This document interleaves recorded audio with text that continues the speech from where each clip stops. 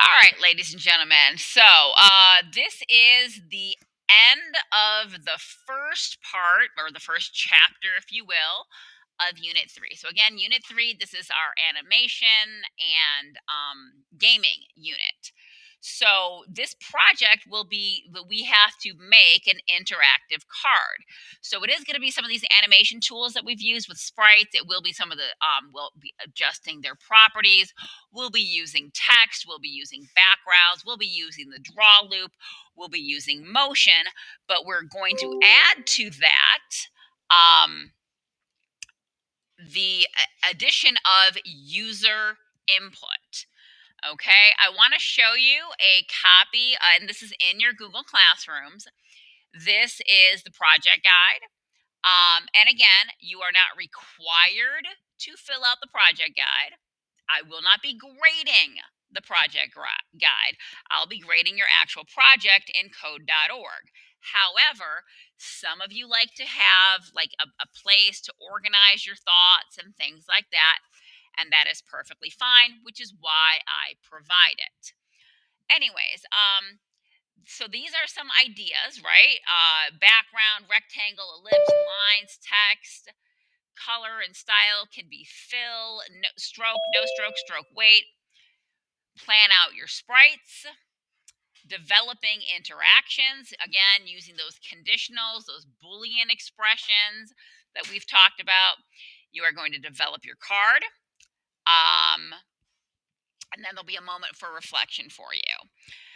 Student checklist. So when you think you are done, go through this checklist and make sure you can check off the box for each and every one of you. So program development. Again, the feedback from peers, I don't know if we'll be able to do that because virtually it's very difficult to do so. Obviously, if you need feedback, you can ask me. Sprites, multiple sprites. So multiple always means two or more. Multiple properties updated in the draw loop. Again, two or more per sprite. User input. Your program responds to multiple types of user input. Again, we've learned two types of user input: keyboard input and mouse input. So the expectation is that you'll have something in your card that does mouse input from the user. You'll have something in the program that does keyboard input. And your program uses at least one random number. We've done random numbers before.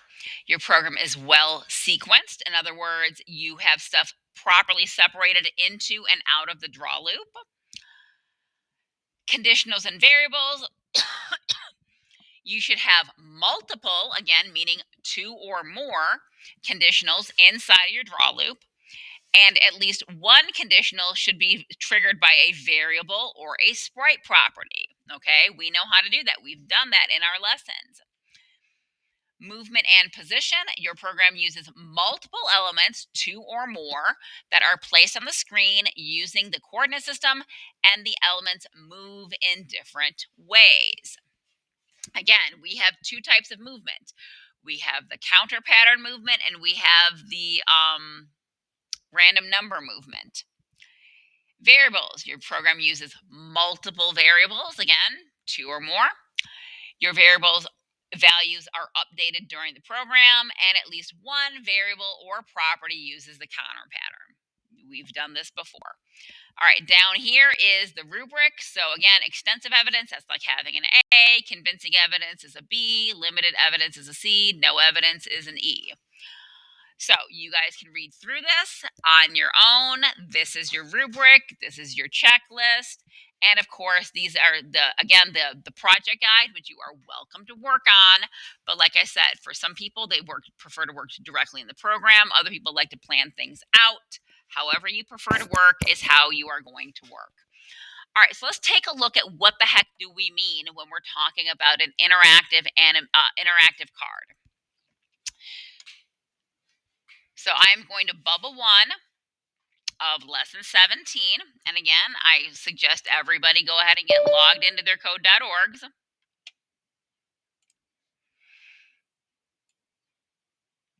So this is an example project. So we're going to run the project and we're going to try to answer the following questions.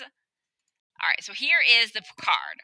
It doesn't appear to be interactive yet, but it says move the mouse and shake the present and keep shaking until you see your surprise. Okay, so I'm going to take my mouse and I'm going to move it over the present. Let's see what happens. Oh, and inside the box, apparently I had a bicycle and a puppy.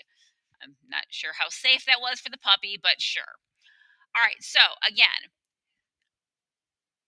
drawing commands. All right, so obviously we are drawing these sprites to the program. Sprites. I feel like the present, the bike, and the dog were probably all sprites. The ellipses and the balloons in the background, those are probably just drawing. For each sprite, which property is being updated? Well, my background doesn't seem to be updating at all, but obviously the rotation is being updated. This is just kind of randomly moving around.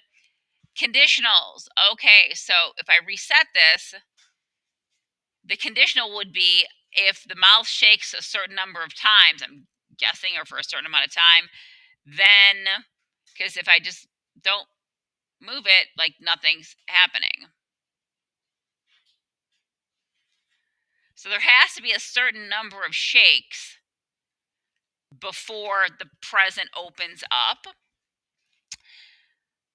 And then are there elements you don't understand? In which case, if there's something happening here that you would like to recreate on your own, obviously, if there's something you don't understand, ask a question.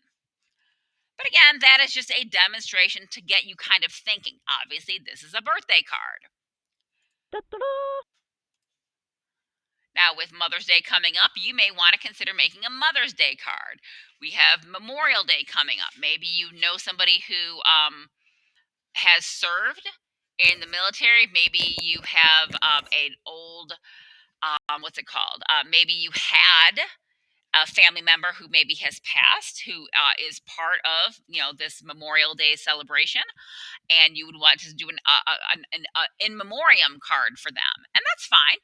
Make whatever card you want because this is where your creativity is going to come in. So here we have a thank you card, a birthday card, and apparently a welcome to my awesome life card. And again, all of these you can open up and take a look at. We're going to start with the thanks a bunch. Let's see what this card does. And it even gives you some sample code, which it doesn't look like you can copy or paste. But again, it's just going to give you some ideas on how this is done. And it says pick all 3 flowers by clicking on them. So I can pick my flowers. Oh, and it goes into a vase. How cute. Okay. So that obviously doesn't have any keyboard input, but it's a good start. If I go back,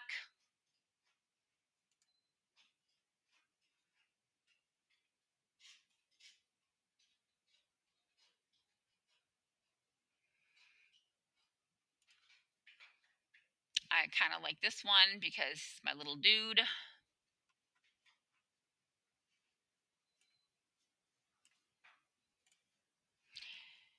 It says press spacebar to play my guitar. All right, so that's a sound file. That was in one of the challenges. So again, if you wanted to include sound as one of your interactives, go back and check out how to add a sound file. And then press arrows to ride my bike. Oh, look at that. Oh, I can ride the bike. Again, this is all keyboard input. Again, this project would be okay, except for you would also need some mouse input.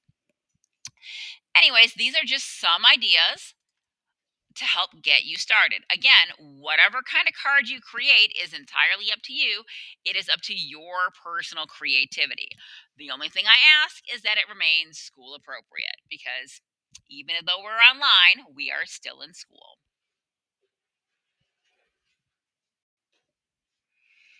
I'm just waiting for this to load in. Okay, so just like all of our other projects, if I go to my next bubble it is going to kind of get me started.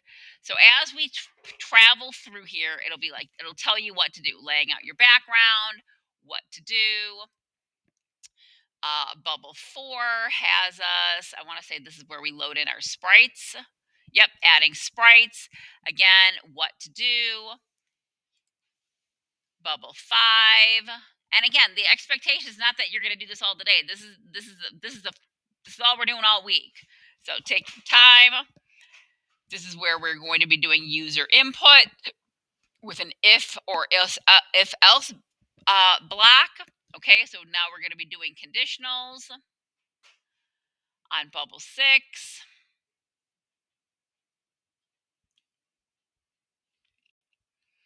More conditionals.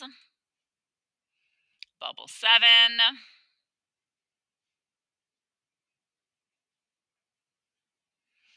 Finishing touches, text, images, subtle animation in the background, sound effects, other ways for users to interact with your card. And then, of course, number 8 is the reflection. Okay, so that is where we are at, ladies and gentlemen. This is it. I'm going to be quiet. Again, if you have any issues or questions, please ask. But again, it is project week, so pretty much the entire week we will be working on this particular project. And as always, if you have issues or questions, please ask.